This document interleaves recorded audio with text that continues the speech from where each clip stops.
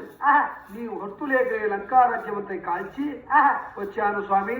ఇదిగో సీతామహాతల్లి ఇచ్చినది శిరోమణి, అదో తమదో కాదో చూడు తండ్రి. ఆ శిరోమణి రేకును సీత తలోధరి నీ యొక్క భాగ్యము ఎన్నాటికి నాకు చూసే భాగ్యము నాకు లభించును సీత.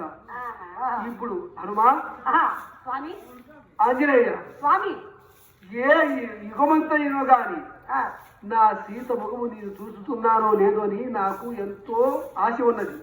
కాబట్టి నీ పుణ్య వలన ఆ సీత మరలా చూసే భాగ్యము నాకు లభించదు హనుమా. కానీ మేము నలుగురు అన్నదమ్ములు, రామ లక్ష్మణ భరత శత్రుఘ్న, మేము నలుగురు అన్నదమ్ములు అయితే నీతో ఈ అరణ్య మధ్యమేందో నీకేమై ఇవ్వగలనయ్యా? ఏమి లేదు. ఇదిగో నా ఆలింగము గైకొని నీతో 5వ వాడని నా 5వ తమ్ముడు అని నీకు భావించి హనుమ. నాకు అంతే చాలు కదా స్వామి. తెల్లవారితోనే సముద్రాలపైన శోతోబంధులుగా గావించి రావణ